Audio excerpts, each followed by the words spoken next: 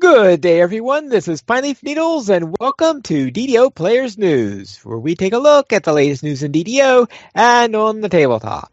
And please welcome my co-host from Ravenloft, Draculita. Hey now, everybody. Good evening, Draculita. And how are things going in Ravenloft these days? Still trying to get used to this stupid time change thing. I thought that vampires ignored the clock and just followed the sun, or I should say the lack thereof. Yeah, but I lost the whole hour of the sun now, though, so... You want to lose as much sun time as possible, though, Well, you? I guess that's true. That is true. I guess it does get darker quicker, so that is an advantage for it. Right. So ignore what I just said. Very well, then. Let's head in. Yeah. Let's head into game news, where the Team DDO is raising money again for Movember. Yes, Team DDO is at it again with, of course, Cordovan leading the charge on this. And if you are not familiar with Movember, what that is males will shave completely at the start of November, and then all through the month of November, they will grow a mustache. And this is in support and to raise awareness for men's health issues like prostate cancer and stuff like that. And once again, Team DDO is trying to raise some money currently. As a team, they are at $567. And Cordovan himself, a.k.a. Jerry Snook, is at $484. And like in previous years past, there is some incentives if you donate. At the $500 mark, they're going to give away 10 500 turbine point codes. Okay. And that's for people that have donated at least $2. At the $1,000 mark, you're going to get 10 picks from the community loot list. And once again, that is for anybody that donated $2. And then there is goals that go up from there. And there's also some individual incentives as well. And the one thing to note about these incentives, if you do donate and you want to get your name in on these lists, you have to send Cordovan a PM on the forums with the name that you donated with, because since Movember is an actual organization all by itself outside of Turbine, there's no way of knowing that your forum name is the one that donated money. So if you want to get in on the maybe a chance to win the goodies, just give Cordovan a PM and say, hey, I donated this amount of money to Movember, and here's the name I donated under, and he will get it squared and taken care of. Okay. Then let's head into the DDO Chronicle, issue 213. And anything happening in there other than this man in, looks like red, white, and blue armor? I was waiting for the Captain America comment from you, but you disappointed me in not saying that. Oh, you wanted me? Oh, sorry. I don't know why you were shocked. Yeah, I know. I guess I shouldn't be because, pop culture. In the community spotlight section of our Chronicle this week, Nacho Mama's House has put together hundreds of DDO trivia questions. So if you are hosting a trivia event and you need some DDO trivia questions, this, my friends, is the list for you. So many trivia questions on this list. So check that out. And our friend City over at the City Plays DDO blog has started to live stream his DDO adventures. So click over and make sure you give City a follow over on Twitch. In the fan site news section of the Chronicle, DDO Cast had their latest episode. It was another debate episode, and they were debating Reaper mode. Ooh. How did it go? It was a really lively debate. I will put it that way. There was some really, really passionate people, and I apologize because I cannot remember all who was on that episode. But there was some passionate people they had about Reaper mode. So if you are minutely interested in what Reaper mode could entail, listen to that debate because they had some pretty good ideas, actually. Over on the DDO Gamer blog, Jeff is continuing his work on the DDO card game. You can click over and see some of his latest cards that he wants to include in the card game. And we still, mental note, I need to make a note to myself, we need to get Jeff on here so he can talk about the DDO card game because he is putting a ton of work into this. So I would like to actually see him actually produce this because he's putting a ton of work into it. And Even Note over on her blog did something kind of cool. She recast the Rocky Horror Picture Show with DDO characters. What? So click over and see who she would put in what role if DDO characters were going to do the Rocky Horror Picture Show. Just read it. You won't be disappointed. And then, of course, we have our Chronicle comment of the week. And that is, what is the most underrated weapon effect in DDO? Most underrated weapon effect in DDO. That would require someone to actually remember what all the weapon effects are. Yeah, I say acid. I use acid all the time, and I usually try to get some kind of acid, something so I can put on my weapons. So I'm going to say acid. I love to use acid on my weapons. You do. Yes, I do. And then the only other thing in our Chronicle is the official screenshot of the week. And this one comes from Vanis Go Deep, and it's entitled Awaiting the Night of the Dead in the 293rd DDO screenshot of the week. And this is a creepy screenshot, but I love it. They are definitely creepy. They are, of course, wearing the Death Smiles mask, and they have, I'm not sure which goggles those are that are making the red eye glow, but I need to find out because I think my characters need those really spooky orange, I guess it's orange eye glows. And then their hair just kind of sets out. Yeah, this is an awesome screenshot. Creepy. Fits in with the Night Rebels. So good job, Vanis Go Deep. I'm just thinking of, is this what Wednesday Addams will look like when she grows up? You know, I think you're onto something.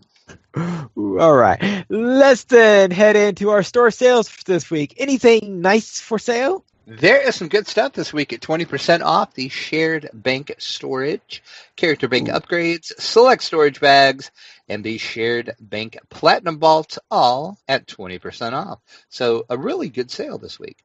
And then the free sample of the week through the 10th is the long-lasting potion of 10 magical resistance. You will get 5 potions when you use the coupon code MAGICNOPE. That's MAGICNOPE.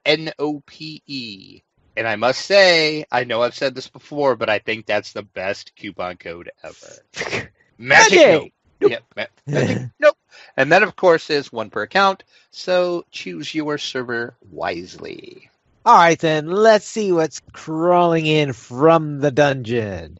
And you have a review of the Pathfinder Pocket Edition here. We do. We talked about this, maybe 4 or 5 episodes ago, that Paizo was coming out with some pocket editions of the 2 core Pathfinder books. That would be the core rulebook and the Bestiarity book. Well, they are now out and available in stores. Paizo sent me them to review, and I have done so on the site. You can go read the complete review, but the summary of my review is, if you do not own the regular hardcover versions and you don't want to get the PDF versions, these are the versions I would recommend getting.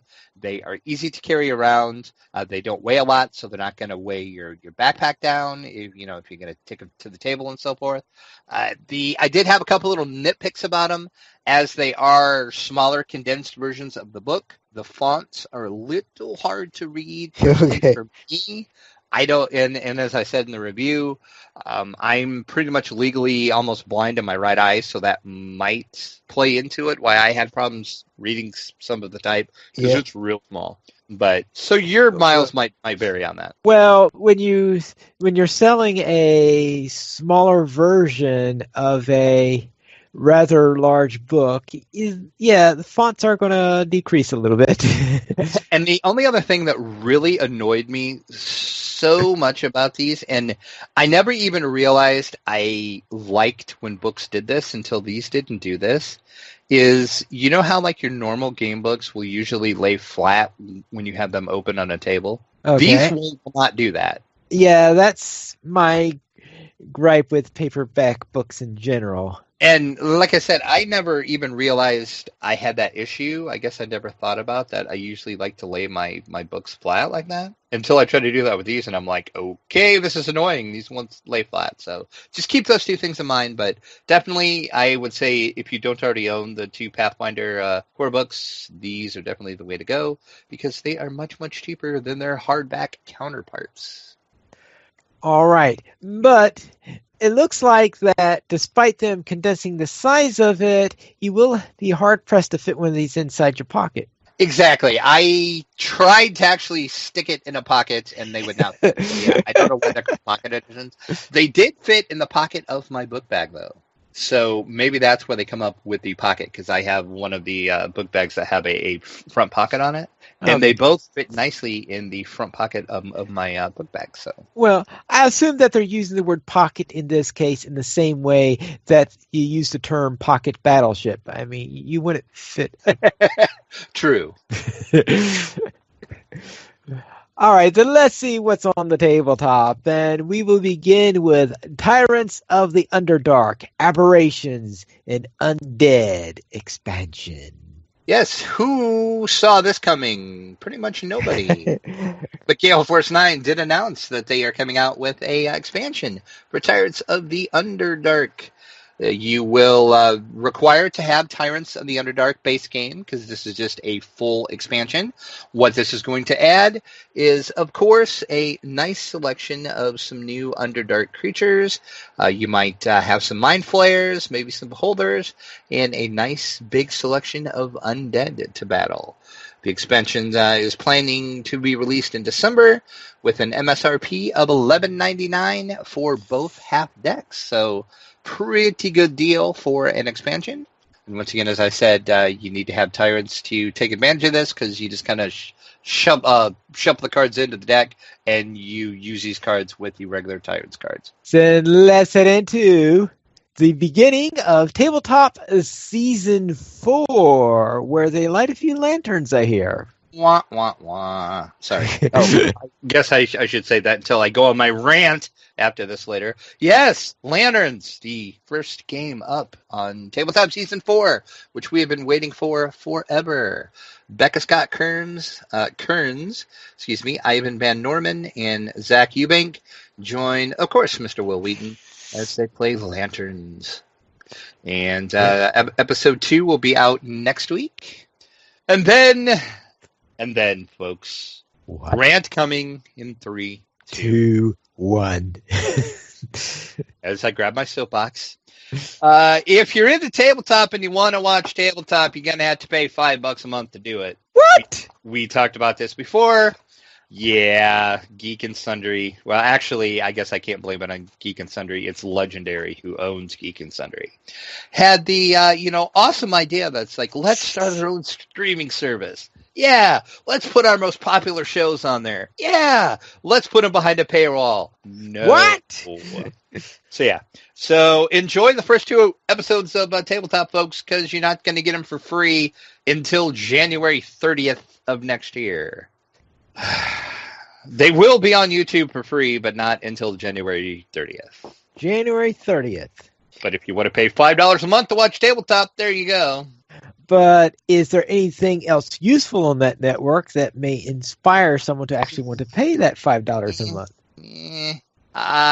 From the lineup of the shows that's on Alpha, I don't see it being worth that much money, but I don't know. I'm sure a lot of people will subscribe to it, and a lot of people will love it. Good for them.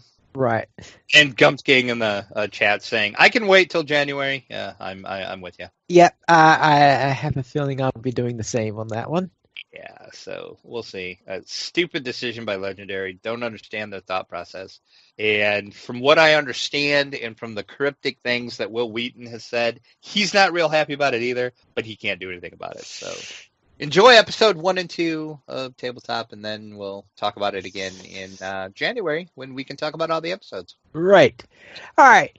Then let's head into Mythic Battles Pantheon, which is now on Kickstarter. And what exactly is this? This is a brand new miniatures board game for 2 to 4 players. It is putting you in the role of an Olympian god.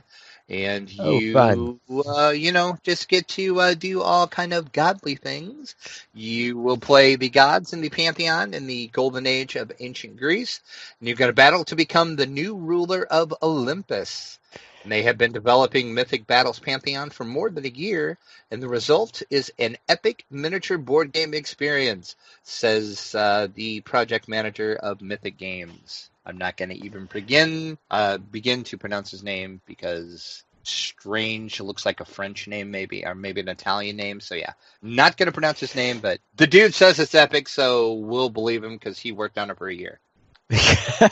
Well, there have been a lot of things that people worked on for a year. True. That but they yeah, claim to be epic. This does look pretty cool, though, and there is But- a ton of miniatures in this. Yeah, though it's at the very least, it'll at least be more literally epic, even if it is not from the sense in which he probably meant it. And then, of course, each god, hero, or monster is going to possess their own spectacular and unique powers that will blend different elements of drafting forces, card management, and a special dice to enable skill use of combos and player influence over chance. And a ton of miniatures. This one funded in like 15 minutes, so they have shattered their goal. There's 23 days left in this. They are at 718% of their goal right now, and they're making money by the second at this point. All right, So- I have to say that the Hellhound miniatures they have at the 140K stretch goal just. I don't know. It just sort of makes me think it would be almost more appropriate for a Velociraptor if it were slightly turned around. yeah. Some of those miniatures are like, really? That's what you came up with? But just tons of mini. I mean, just go to their Kickstarter page and just look at the minis you get just in the core box, and you'll be like, oh my God. And then look at the stretch goal minis, and then you're like, holy crap. So yeah, a lot of minis in this one. 23 days to go as of this recording. So if you want to hop in on this, now is your time. Looks like $99 is the only pledge that's left. The early bird is gone, which was $89. All right. And that is not the only, let's say, overproduced game that is currently on Kickstarter, because we also have Shadows of Brimstone Forbidden Fortress, which appears to be a Japanese version of Shadows of Brimstone. It is, and this is actually a standalone version of it. They're calling it a standalone expansion, but you do not have to own the original Shadows of Brimstone, and you really don't have to know anything about Shadows of Brimstone to take advantage of this. And the little snippet about this game is players are going to take on the role of courageous heroes fighting back the tide of evil creatures and demons that have invaded the world. You can play as the samurai. Let's try that again. Play as the samurai warrior using your mastery of the katana and your Bushido code of honor to defeat your foes in combat. Or, of course, you can be the nimble and deadly ninja assassin. Use stealth and speed as weapons. Or you can be the traveling monk, a member of the ancient Yabashai order, devoted to fighting supernatural creatures wherever they might be found. And a geisha? Sure, why not? Sure, why not? Makes perfect sense. You're in ancient feudal Japan, so why not? Well, all right. Now, one thing about this particular one is the delivery date, which is March 2018. And for those listening to us further down the pike, it is currently November 2016. Yeah, so you're going to be waiting a little while. Yeah, so don't hold your breath on the delivery. A ton of minis on this one, though. A ton of minis. So, and I must say that the Oni that they have in here looks particularly awesome, and I like what they did with the Tengu as well. So, so if you're into Japan history, ancient Japan, and feudal Japan, you might want to check this one out. Once again, Shadows of Brimstone, Forbidden Fortress, up on Kickstarter now. 23 days to go, and they too shattered their goal, so they're knocking down those stretch goals as we speak. And, you know, I know we talk about a lot of Kickstarters. It still amazes me at how much money some of these Kickstarters make. It's insane to me, the money that some of these Kickstarters pull in. Yeah, but the real trick is actually producing it and getting it out to the That's it. Yep, exactly. people afterwards. All right, and another Kickstarter, Wordsy, which is compared to the others that we've talked about, this is a relatively small production, shall we say? Yes, it is. This, of course, we talked about last week because we had a preview of the Kickstarter up. Wordsy is a tabletop game for 1 to 6 players. Takes 20 minutes to play. You get 8 letters dealt out on the table. There is no vowels. It's only the consonants. And you have to use the letters that are on the board, but then you can add any other letter that you need to score words. Your goal is to score the highest point word in 30 seconds. Yeah, an unabridged tabletop game for 1 to 6 wordsmiths. Yes. They are currently 3/4 of the way through their goal at $9,000 of the $12,000 required, but they do have 3 more weeks to go. So, yeah, we will keep an eye on this one. Once again, it's Wordsy, coming to us from Formal Ferret Games, up on Kickstarter now. All right, now that we've seen what's on the tabletop, we now go and ask you, what were you up to?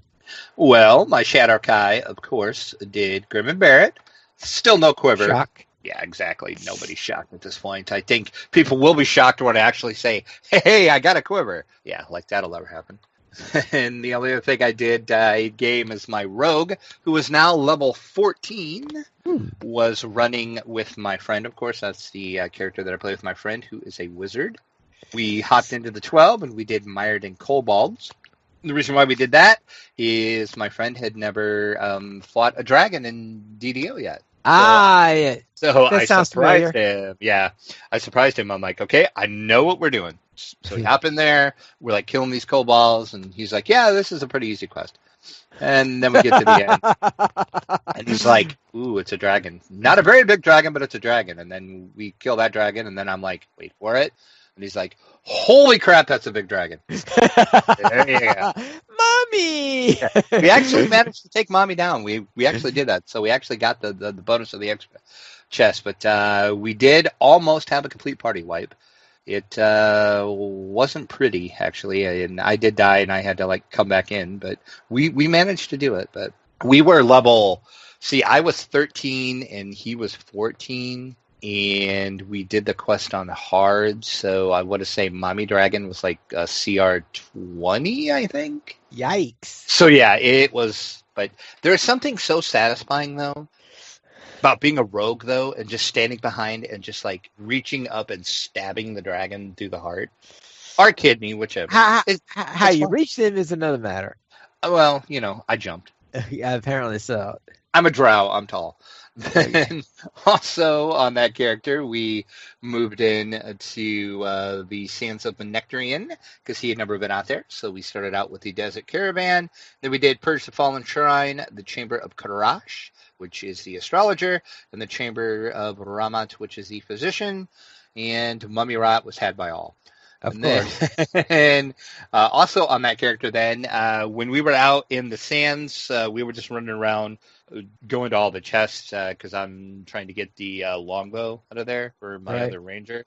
So we were just, doing slayers, running around out there. He managed to hit level 15. So I'm like, okay, I really have to level because I really have to get caught up with you because you are now like 2 levels ahead of me. So I hopped in Lord March Plaza and I did Diplomatic Impunity, Framework, and Eyes of Stone. And that's actually what helped me to get to 14. So now I'm a more reasonable, just 1 level behind him. So Okay. that will work. And then the other thing I did in DDO was with you, which you will talk about as you always do. The only other thing in gaming that I did was I did do some D&D 5e prep for Storm King's Thunder. We did not play this weekend, though. We took the weekend off. I did do a little prep, though, to get ready for our next session, which may or may not be this weekend. Not sure yet. And then I also did some Curse of Strahd prep because we are going to get together on Black Friday for a gaming day, as we always do. It's the tradition with my friends. We always play games on Black Friday, and we're going to start out with me trying to kill him off in Death House. Oh, So fun. I did some prep in that, and so I'm all set for that session. And then I played some Mansions of Madness 2nd Edition. And how did it go? I failed miserably. And you were playing the basic adventure? Yeah, I started out with the quote-unquote easy adventure, Yeah. which is Cycle of Eternity, and I cannot remember which creature came out, but it just literally drove my investigators insane. I just was like, I'm done. It's over. So yeah. A creature just came out and drove everybody crazy. Yeah. Which, Mansions of Madness, it happens. So yeah. Yeah, it's going to happen. I'm going to actually try that one again and see if I can actually beat that one. And that was really all I did in gaming this week. How about you? What were you up to finally? All right, I'll begin with my Gnome Warlock, which was running with you, as you said before. And we actually were running the Sands of Menekran and finishing that off. So we did the Chamber of Ryard, and then we did Maraud the Mines. So what do you think of the Sands? It's an interesting set of dungeons. It's a lot of getting lost there while we're on the wilderness. Yeah. I think I've said it before, but I'm pretty sure that is one of my favorite zones. And I can't pinpoint exactly why, but I don't know. I just really love it out there. All right. And then, naturally, it's a new month, so therefore I created a new character for running into the temple. And this time, a half-orc warlock. So because I'm getting now to the end of the list of various classes I'm running with this. And that. Yeah, the half-orc is like, I figured that my main challenge with this is the infamous half-orc charisma penalty. Yeah, I was going to ask, how are you getting around that?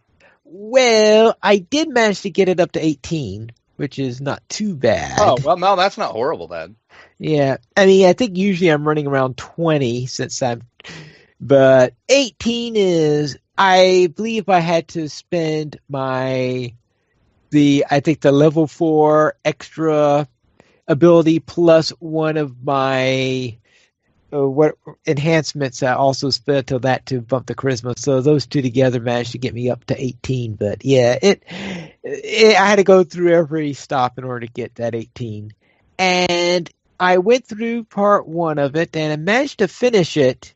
And this is the first time in all the times I've done part 1 where I actually managed to use the club during the boss fight, because the last few times I had done it, I just gave up on it because it just never worked. But this time I was being hard pressed and having a lot of trouble with this. So I said, okay, I need an ally here. So I took out the club, bopped the elemental, and thankfully it decided to change sides and start battling it. And it took a lot of the pressure off of me because it tanked a couple of the enemies for me, including the boss when the boss activated. Yeah, it makes that end fight so much easier. Right. So therefore I got that done. And then in Minecraft, we're doing a community build on our multiplayer server where someone's making a theme park. And in the middle of the zoo, they needed a tunnel, so I volunteered to do the tunnel. So I'm starting to do that. And so far, it seems to be coming out rather successfully. I seem to be almost turning into a tunnel specialist in Minecraft, because I think any other thing I've tried has always come out to be rather ugly, but it looks like my tunnels seem to work fairly well. And in this case, what I've decided to do was, in addition to being a tunnel, it will lead into a little bit of a mushroom garden on either side where you're underground. So it's taking advantage that you're underground. A mushroom garden there that you're also going through. Now let's see what's on the tabletop. I got a couple of new games through the mail. Pyramid Arcade arrived. Haven't had much chance to work with that yet. And also I've got my copy of Hero Realms. I'll talk more about that later. But first, let's begin with Mansions of Madness, where I decided to play Cult of the Sentinel Hill. Now, this is one of the ones that uses the token and tile sets, those bonus sets that you can get. Okay. Right. So those were finally officially released. So therefore, the prices on Amazon dropped down to reasonable levels when things were officially released. And so I got those, and the Cult of Sentinel Hill uses the tiles from one of those two sets, and it actually worked out pretty well. I did a lot better than my attempt at Innsmouth last week because my survival at Innsmouth just was a complete disaster. This one worked a lot better, and I'm thankful that in my younger days I played Mastermind quite a bit. In fact, back way early was done, I even wrote a computer program for it. That was one of the first computer programs I ever wrote. Really? Yeah. So therefore, that really makes the end puzzles, when you have those Mastermind puzzles come up, they really make them easy. Because I saw one person on the forums complaining how those puzzles are impossible, and saying, it's just a simple Mastermind puzzle. Because I find it very easy because of my time playing Mastermind, and but apparently those people who haven't played Mastermind just find it very hard. So I don't know if you ever played Mastermind. I did not, actually. Okay, so I don't know. Did you run into any of those puzzles? No, I had one puzzle, but it was pretty simple, actually. And you know me, I don't do puzzles. Right. But that's right. You know puzzles, yes. Yeah, this one was pretty simple though, because it was just I just had to slide a couple pieces over it to get something through and out. Okay. So it was easy. Okay, the parking lot puzzle. Yeah. So I'm sure if a puzzle like this came up, I'll be like, nope, I'm done, I'm out. So we'll see. All right. Yeah, that's sort of the tricky bit in there. All right, then we went into. I played some Elder Sign's Omens. This is the app version of Elder Sign. So this is my first real time of doing it. I played 5 rounds of it. And getting used, it seems to be pretty much the same as Elder Sign. They streamlined 1 or 2 things in there, but otherwise it seems to be pretty much the same game. And it took me a couple playthroughs in order to figure out how to use everything and stuff like that. And of the 5 games I played, I managed to win 2 of them, and of course I lost the other 3. So I don't think that's too bad. Now, I was using the easiest of the elders in that one, so obviously I think it's getting around time that I start bumping up the difficulty and seeing how much I could get pounded in the face once I use a more challenging setup. Now, to Hero Realms. I've played the solo challenge a couple of times. First, I played it with the basic deck. And the basic deck is the default one, which is a very similar deck to what you get. I don't know if you ever played Star Realms.